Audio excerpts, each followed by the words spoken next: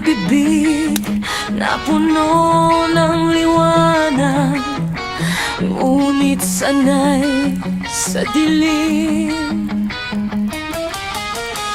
Ang mga palad mahilig silang magsaboy ng binhi ng kabutihan,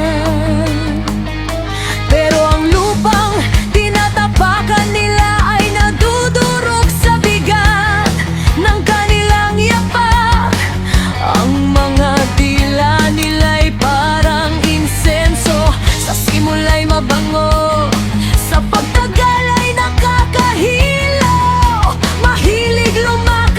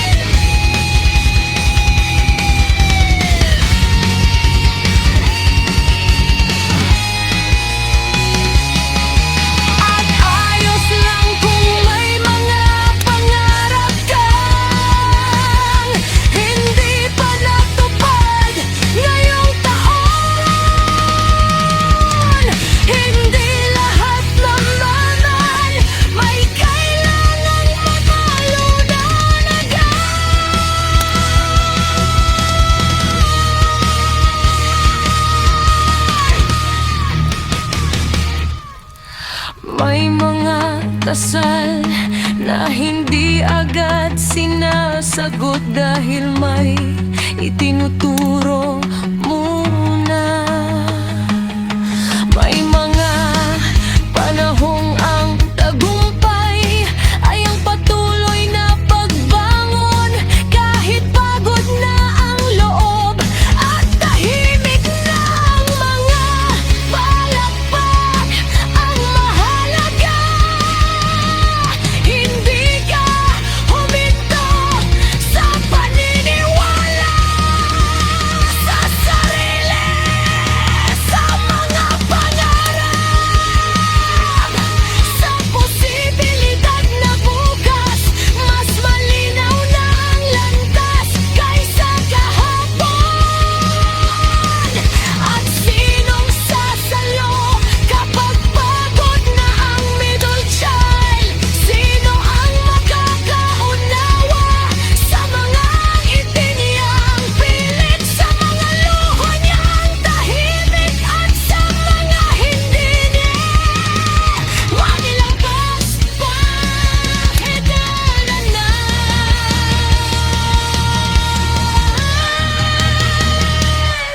Sino ang yayakap sa kanya kahit hindi niya hilingin, at mananatili sa tabi niya kahit sa gitna ng gulo at ingay ng pamilya? Sino? Meron kayang sasalo, marahil wala rin ibang sasalo kundi sarili lang din mismo.